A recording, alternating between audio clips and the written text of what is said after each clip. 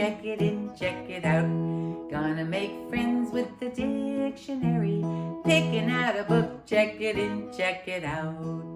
Oh, I like books and they like me, and when I go to the library, I sit down in my favorite chair, check to see who's there.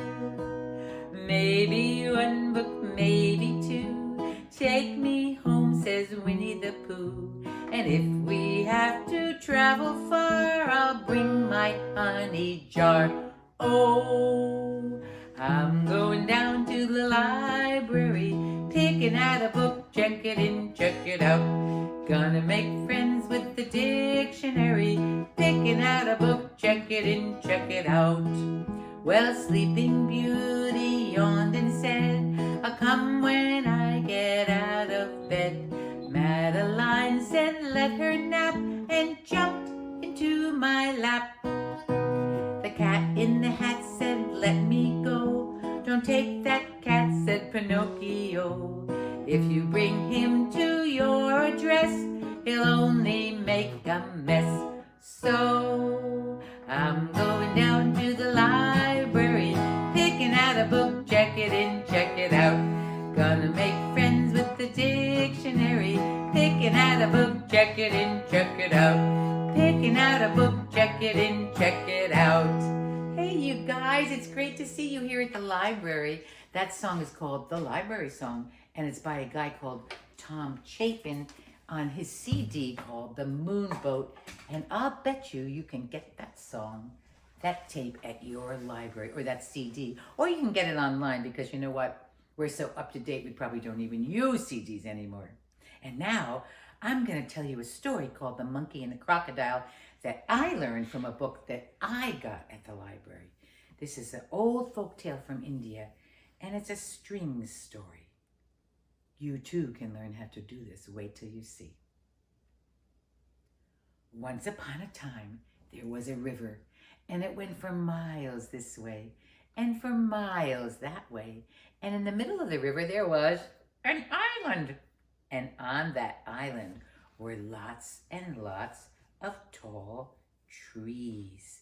And on every tree, there was a beautiful bunch of ripe bananas. Now, on the riverbank across from the island, there lived many families of monkeys in the trees there. And every morning, the mother monkeys would get up and sweep their front porches, and they would say, oh, I wish we could go to the island and get bananas for our babies, but we're monkeys and we cannot swim. So sad. Now, also in this river, there lived many families of crocodiles. And one day, Papa Crocodile said to Baby Crocodile, listen, kid, your mother doesn't feel good, and she wants you to go and catch a monkey so I can cut out its liver, and then your grandma is gonna cook it up with olive oil and garlic. They were Italian crocodiles, you see. And that's gonna make your mother feel better. But Dad, said the young crocodile, I don't know how to catch a monkey. Listen, kid, when your mother doesn't feel good, I don't feel good. And when I don't feel good, nobody feels good. So you better go and bring me home a monkey, or you can't go out and play for a long, long time. All right, Dad. And so that little crocodile had to think about what to do. And he swam up and down the river. And finally, when he saw a monkey, he had an idea. He swam up to the little monkey and he said, hi, how are you? She said, I'm fine. She was playing on the riverbank. He said, listen, did you know there were banana trees on that island over there? And she said, oh, no, I did not know that. You want to come over to the island with me? Jump on my back and I'll take you over there. We can eat bananas. Oh, that'd be so fun. I never did that before. Would it be like a date? A date? Okay, sure, it'd be like a date. The little monkey said, well, I have to tell my mommy first, because she said I should never go anywhere without telling her where to go. And that is so true. And the crocodile said, I'll tell you what. We're going to surprise your mother and we'll bring her home some bananas, okay? And that foolish little monkey said, okay. And she jumped on the crocodile's back. They swam out into the river. And before they got to the island, that crocodile dove deep, deep into the river. And the monkey who couldn't swim, you remember, was trying to hold her breath and she was coughing and sputtering because she really couldn't know how to hold her breath. And finally, the crocodile came back to the surface of the water, and the monkey said, Crocodile, that wasn't very nice. Why did you do that? I thought you were my friend. And the crocodile said, well, here's the thing. I was trying to drown you. Drowned me, said the monkey. That's not the thing you do with your friends. Well, you see, my mother doesn't feel good, and she wants a monkey's liver for supper, so she can make, Grandma's going to make a little thing with her with the olive oil and stuff like that for the, for supper to make her feel better. And the monkey said, well, that's okay. I'm sorry for your mother. And she said to the crocodile, if you bring me to the riverbank, I'll climb the tree over there and get my liver because it's hanging up there. I did not take it with me today. I did not know I would be needing it. So that foolish crocodile swam the monkey back to the river and she climbed up that tree. And she stayed there for a long, long time. Finally, the crocodile called up, hey, what you doing up there? I thought you were going to throw me your liver. And the monkey looked down and smiled and she said, any crocodile who thinks a monkey can leave her liver hanging in the tree is just as foolish as a monkey who thinks a crocodile wants to take her on a date. My liver was right here inside me all the time because you can't go anywhere without your liver. And so the crocodile had to swim back to his mama and papa with no monkey's liver for supper. And I don't think they let him go out and play for, I don't know, maybe, what do you think, a week or two. But that monkey, she and her mama went up and down their side of the riverbank searching for a tree with bananas. And finally, they found one. And they ate, those bananas all up. And then they found another tree with better bananas, and they ate those bananas all up too. And that's the end of the story. Yay! You guys, you can learn to do string figures. There's books at the library that teach you how to do that, and maybe your moms and dads remember from when they were kids, and there's videos online that you can learn, and you too can learn how to do stories with videos. Probably better than me, you know what I mean? Because you're young and you learn things, boom. That thing about the figure about the bananas, this one like that, it took me so many times to learn this. Here I go, I'm gonna do it again. And you know what? A little 5-year-old said to me, there we go, the bananas, that's better. A little 5-year-old said to me, Anne-Louise, I can do that one. And that little 5-year-old learned that so fast, way faster than me. So you guys can do that too. I just know it. Now, let me think. I think there might be in you guys watching some brothers and sisters maybe, watching together, or maybe some brothers and brothers, or maybe sisters and sisters. And I'm remembering when I was a kid, because I had 3 sisters and a brother, that we used to argue sometimes. I'm wondering if you guys ever argue. Well, I got some songs about arguing and about telling on each other. I bet you your mother and father always say, oh, stop telling on each other, but you love to tell on each other, right? So here's a song called I'm Gonna Tell. I'm gonna tell, I'm gonna tell, I'm gonna holler, and I'm gonna yell. I'll get you in trouble for everything you do, 'cause I'm gonna tell on you. At my house, when we used to tell, the one who did the telling was the one who got in trouble for some strange reason. Never understood that. Well, I'm gonna tell that you broke that plate. I'm gonna tell about the banana you ate. I'll tell on you one time, I'll tell on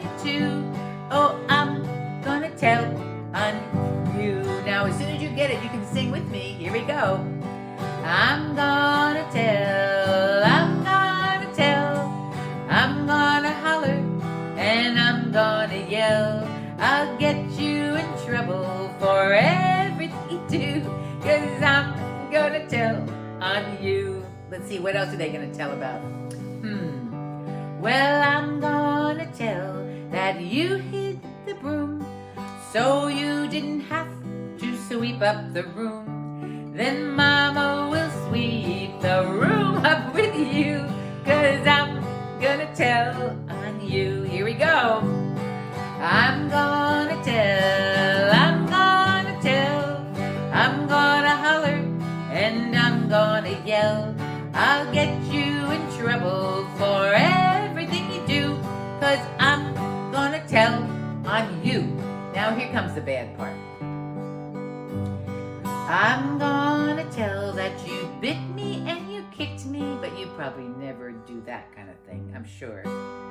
I'm gonna tell that you slapped me and you kicked me. Oh, you would never, ever, ever do that. But I'm not gonna tell what I did to you. I'm just gonna tell on you. Here we go.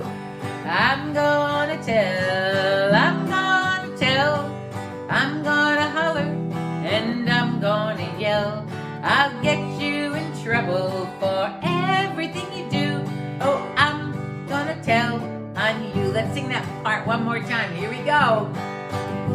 Oh, I'm gonna tell, I'm gonna tell, I'm gonna holler and I'm gonna yell. I'll get you in trouble for everything you do, 'cause I'm gonna tell on you. Woo-hoo-hoo, I love that song. That's by a lady called Rosalie Sorrell. Wrote that song, I'm Gonna Tell, long time ago. And now I'm going to tell you another story. This is a story called Anthony. Once upon a time, there was a little boy named Anthony, and he lived at his mother's house, very close to his grandmother's house, or his nonna, that's what you say in Italian, his nonna's house. He went to Nona's house most days after school. This one day, he was at Nona's house, and when it was time to go home, Nona said, Anthony, Carina, would you like to take this nice cannoli home to your mother and father for supper? Now, a cannoli is a kind of Italian pastry. It's kind of like a shell of dough stuffed with sweet cheese. It's so delicious, and sometimes chocolate chips at the end. Anthony said, sure, Nona, I'd love to. And he takes the cannoli in his hand and he starts walking home. Now he walks past the park and he sees the kids on the swings, and then he sees the water in the fountain going up and down, and then he gets to the sidewalk by his house and he steps on every crack to break his mother's back. Do you guys do that out here? We used to do that back there. Anyway, by the time he gets home, the cannoli is squished in his hand and no one could eat it. And his mother says, Anthony, what am I going to do with you? When you bring home cannolis from Grandma's house, from Nona's house, you got to wrap it up in a napkin, put it on your head, and walk home very carefully. Anthony says, okay, Mama. Next day, he's at Nona's house again after school, and it's time to come home. And Nona says, Anthony, carina mio, would you like to bring this nice piece of mozzarella home to your mother and father for supper? Now, mozzarella is the kind of white cheese you put on pizza. You guys probably say mozzarella, but you gotta say mozzarella, or you could say mozzarella, that's the right way. Anyway, Anthony remembers what his mother has told him. He wraps the mozzarella up in a napkin, he puts it on his head, he starts walking home, and it's a very hot day like it has been lately here. And he's walking in the park, and the kids are on the swings, and the water is going up and down in the fountain. And then he gets to the sidewalk, and he steps on every crack to break his mother's back. And when he gets home, the mozzarella is all melted down his hair and in his ears. And he says, his mother says, Anthony, what am I going to do with you? When you bring home mozzarella from Nona's house, you got to race with it to the fountain, dunk it up and down in that cold water. In those days, the fountains were clean. And bring it home to me so it's nice and hard. And Anthony says, okay, Ma, I'll remember, because Anthony was a good rememberer. Next day, he's at Nona's house again. time to go home, and she says, Anthony, carina mio, I know you're going to be so happy. I have this little puppy dog. Would you like to take it home to your house so it could be your puppy dog? And Anthony says, oh, grazie, thank you, Nonna, grazie. He remembers what his mother has told him. He takes the puppy dog. He races with it to the fountain. He dunks it up and down that cold water till the puppy dog is... He brings it straight home to Mama, who fortunately knows artificial resuscitation for puppy dogs, and saves the puppy dog's life. She says, Anthony, what am I gonna do with you? When you bring home a puppy dog from Nona's, you gotta take a piece of string, tie it around his neck, and lead it very carefully home. Okay, Mama, says Anthony, I'll remember. Because remember, Anthony was a good rememberer. Next day is Friday, and on Friday, Nona always makes homemade Italian bread. Smells so delicious at her house. And when it was time to go home, she says to Anthony, Anthony, would you like to bring this nice loaf of bread home to your mother and father for supper? And Anthony says, of course, Nona. He remembers what his mother has told him. He takes a piece of string from his pocket, ties it round the bread, and he leads the bread very carefully home, past the swings, past the water in the fountain, stepping on every crack to break his mother's back. And when he gets that bread home, it's so disgustingly dirty, not even the puppy dog will eat it. And his mother says, Anthony, what am I going to do with you? Tomorrow is Saturday. I'm going to keep you home with me. And Anthony says, okay, Ma. Because Anthony was a very agreeable little boy. Next morning when he wakes up, there's a delicious smell in his house. His mother has made pizza pies for the church supper that night. She made 10 of them. She made mozzarella. She made pepperoni. She made sausage. She made artichoke heart. She made garlic. She made anchovy. She did not make any of that ham and pineapple stuff because we don't eat that back then. And she had set them on the floor of her kitchen to cool because her kitchen table was way too small for 10 pizza pies. She says to Anthony, Anthony, Carina, I'm going to the store to get the newspaper for Nona. Mind you, step carefully by these pizzas. And Anthony says, okay, Ma, I'll remember. Well, Anthony's sitting there on the kitchen chair thinking about what Ma said, step carefully, and oh my goodness me, he steps carefully in every one of those 10 pizza pies with his bare feet, leaving footprints in the mozzarella. And when his mother comes home, she says, Anthony, what am I going to do with you? And do you know what? From that day until the day Anthony married a nice Italian girl who made good spaghetti gravy, his mother never left him alone again. And that's the end of that story. I'm clapping because there's nobody here to clap with me, and I love clapping. You can clap where you are. That would make me really, really, really happy. Okay, now I have a song. I think we have to move a little bit. I have this song called Jellyfish. Now, I have to stay sitting down for reasons which are too difficult to explain. But I'm going to tell you guys what to do when you have to stand up. So first, you're going to put your wrists together like this, and you're going to repeat after me. That means I say it, then you say it. And then the last part we'll do together. So ready? Repeat after me. A jellyfish. Put your wrists together. Wrists together. Repeat. Wrists together. A jellyfish, a jellyfish, a jellyfish, a jelly. That's the part we do together. Ready? Wrists together. Wrists together. A jellyfish, a jellyfish, a jellyfish, a jelly. Wrists together. Wrists together. Elbows together. Elbows together. All together. All together. A jellyfish, a jellyfish, a jellyfish, a jelly. Wrists together, wrists together, elbows together, elbows together. Now this is the part you have to do. Imagine that I'm doing it. Knees bent, knees bent. You can do it all together. A jellyfish, a jellyfish, a jellyfish, a jelly. Wrists together, wrists together, elbows together, elbows together. Knees bent, knees bent. You do that part. Head up, head up. You do that part. Ready? All together. A jellyfish, a jellyfish, a jellyfish, a jelly. Last time. Wrists together, wrists together. Elbows together, elbows together. Knees bent. You do that part. Knees bent. Head up, head up. Uh-oh. Buttocks out, buttocks out. You do that part. All together, all together. A jellyfish, a jellyfish, a jellyfish, a jelly. Oh, one more time. We have to do it again. Wrists together, wrists together. Elbows together, elbows together. Knees bent.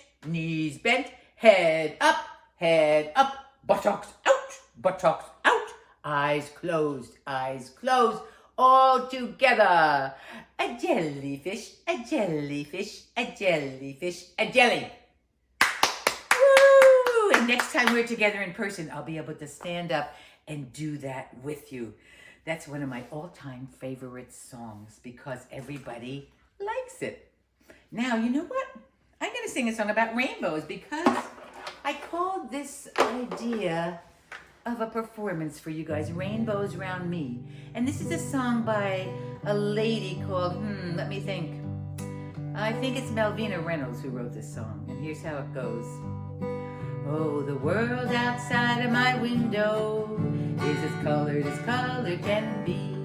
Fiddle-dee-dee outside of my window, full of colors can be. Rainbow, rainbow, rainbow round me.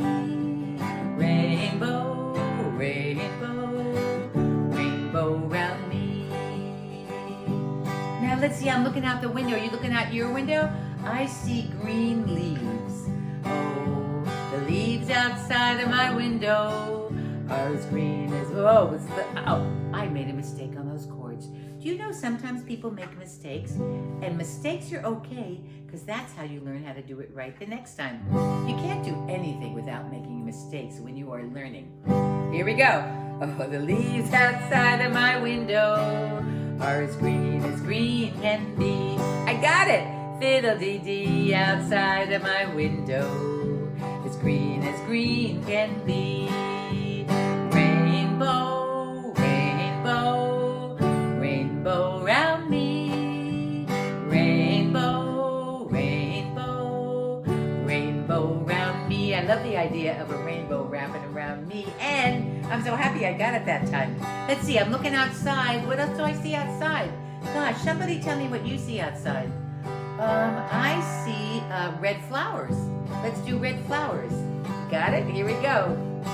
Well, the world outside of my window, the flowers outside of my window are as red can be. Fiddle-dee-dee outside of my window, as red can be.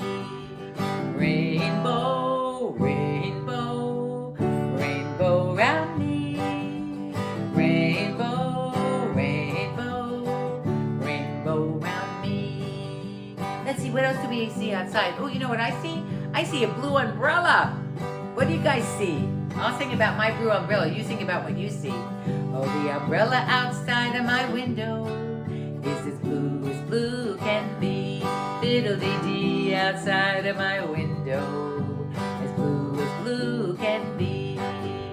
Rainbow, rainbow, rainbow round me. Rainbow, rainbow, rainbow round me, and rainbow round you. Okay, let's do one more thing. Let's see.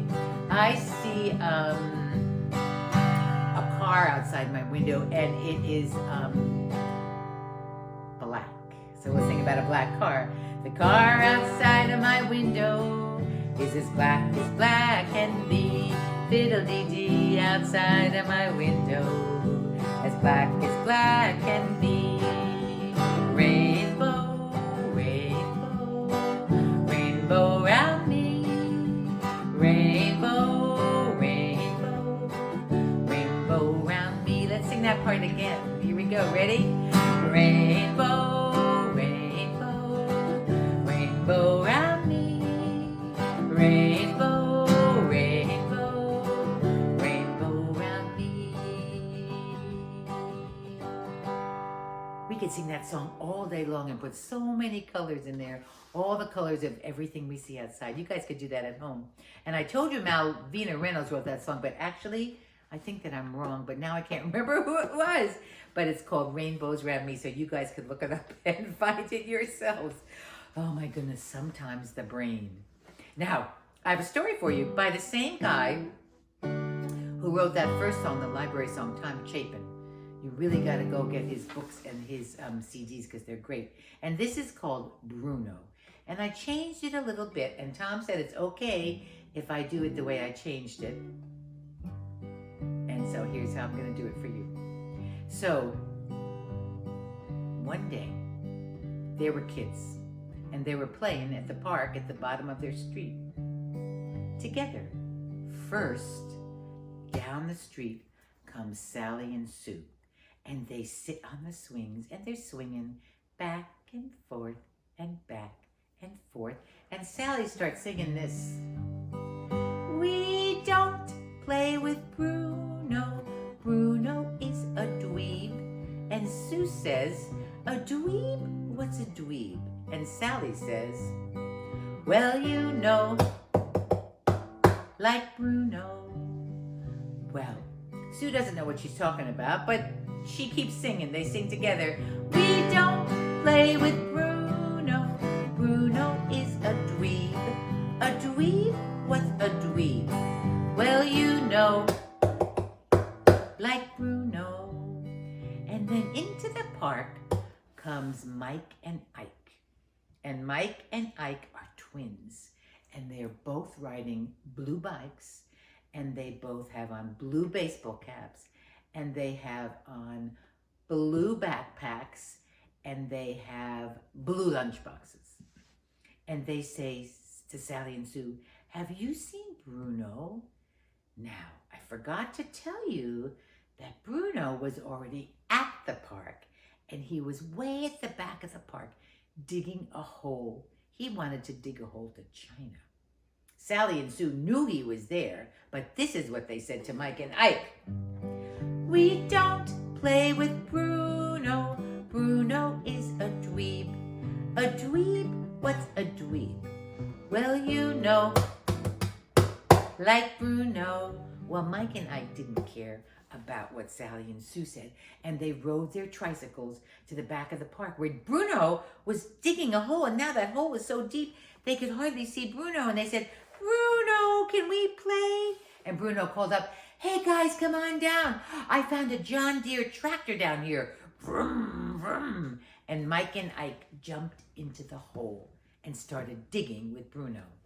Meanwhile, Sally and Sue are swinging and singing. We don't play with Bruno. Bruno is a dweeb. A dweeb? What's a dweeb? Well, you know, like Bruno. Now into the park now comes, I can see her coming right down there, Baby Gail. Now, Baby Gail isn't really a baby, but she's the youngest kid in the neighborhood, so they all call her Baby Gail, because when she was a baby, they used to call her Baby Gail. And Baby Gail loves pink. And Baby Gail has on a pink hat, a little baseball cap. She has on a little pink jacket. She's carrying a little pink pail. She's riding a little pink tricycle, and she has a little pink lunchbox. And she says to Sally and Sue, hey girls, have you seen Bruno? And they say, we don't play with Bruno. Bruno is a dweeb. A dweeb? What's a dweeb? Says Baby Gail.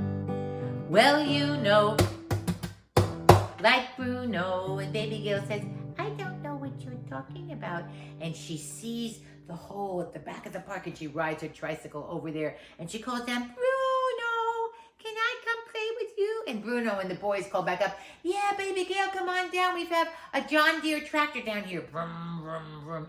And we found the lost city of Atlantis, and there's a pizza parlor with a piece of petrified pizza on the table. Baby Gail says, yay! And she jumps into the hole, and Sally and Sue keep swinging and singing. And into the park comes a man. he got out of a big car. And he is wearing a suit and a tie. And he says to the girls, "Young ladies, do you know where Bruno is? I seek him. I am from the museum, and I heard he found the lost city of Atlantis." And the girls said, "We don't play with Bruno. Bruno is a dweeb." And the man, whose name was Mr. Smith, said, "A dweeb? What's a dweeb?" And the girls said, "Well, you know, like Bruno." And that man said, "I do not know what you're talking about." And he walked across the park and he saw the hole and he called down, "Excuse me, is young Bruno down there?" "Yeah, I'm here." This is Dr. Smith from the museum. Can I come down to see the lost city of Atlantis?" "Yeah, come on down, because we got a John Deere tractor too." Vroom, vroom, vroom. And so Dr. Smith holds his nose and he jumps into the hole. And the girls, Sally and Sue, are swinging and singing. "We don't play with Bruno. Bruno is a dweeb." "A dweeb? What's a dweeb?" "Well, you know, like Bruno." And suddenly Sue says, "Sally, I don't know what a dweeb is. And I like Bruno." And she got off her swing and she started running to the hole to jump down and play with Bruno. And that left Sally all alone. And she said, "Wait a minute. We don't play with Bruno. Wait a minute, I want to play too." They didn't want to tease anybody if there was no one to tease. And so she jumped off her swing and they both ran to the hole and they called out, "Bruno, can we come down?" And Bruno, who did not have a mean bone in his body, said, "Yeah, girls, come on down." And as they jumped into that hole, they were singing this. "We do play with Bruno. Bruno's not a dweeb." "A dweeb? What's a dweeb?" "Well, you know, not Bruno. We do play with Bruno. Bruno's not a dweeb." "A dweeb? What's a dweeb?" "Well, you know, not Bruno." And that's the story of Bruno. Now, I have another song I want to do for you. It is a song, but it's a clapping song, and it's called Hump da Dump. And I learned this long, long time ago, but I still love to sing it. It goes like this. Hump dee dump, hump hump dee dumpty dumpty hump dee dump. Hump hump dee dumpty dump. Jack and Jill went up the hill to fetch a pail of water. Jack fell down and broke his crown, said, "Ooh, ain't that funky now? Ooh, ain't that funky now?" Okay, so you guys can do it too. So we're going to say nursery rhyme, and then we take the last line off, and we say, "Ooh, ain't that funky now?" So I'm going to keep going, and then I'm going to ask you guys to tell me some nursery rhymes. Here we go. Hump, dee dump, hump, hump, dee dumpty dumpty, hump, dee dump, hump, hump, dee dumpty dumpty, Humpty Dumpty sat on the wall. Humpty Dumpty had a great fall. All the king's horses and all the king's men said, "Ooh, ain't that funky now? Ooh, ain't that funky now?" And Humpty Dump. Who's got a nursery rhyme? Hump, Humpty Dumpty Dumpty. Oh, you got one? Dee Dump. I got it. Hump, Humpty Dumpty Dumpty. Little Miss Muffet sat on a tuffet, eating her curds and whey. Along came a spider, sat down beside her, said, "Ooh, ain't that funky now? Ooh, ain't that funky now?" And Humpty Dump. Hump, Humpty Dumpty Dumpty, Humpty Dump. You got one? Let me think. Hump, Humpty Dumpty Dumpty. Old King Cole was a merry old soul. Merry old soul was he. He called for his pipe and he called for his bowl, said, "Ooh, ain't that funky now? Ooh, ain't that funky now?" And anybody got another one? Get your nursery rhyme books out. You can look it up. Humpty Dump. Hump, Humpty Dumpty Dumpty, Humpty Dump. Hump, Humpty Dumpty Dumpty. Little Miss Muffet sat on a tuffet, eating her curds and whey. Along came a spider, sat down beside her, said, "Ooh, ain't that funky now? Ooh, ain't that funky now?" You guys, and some of you kids, you can do the backbeat, you know, like, I don't really know how to do it. You can go, how do they do that? Boop, boop, boop, boop. You boys probably know how to do it. And some of you girls, how do you do that? The backbeat. You can do it while I'm singing. Here we go. Because if you get my CD that has this on it, you're going to hear the backbeat. Humpty Dump. We need another nursery rhyme. Humpty Dumpty Dumpty Humpty Dump.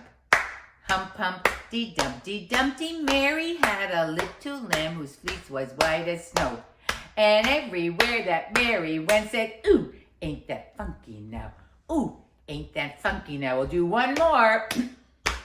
Who's going to shout it out to me? Let me think of what it is. Let me see if I can catch it. Humpty Dump. Humpty Dumpty Dumpty Humpty Dump.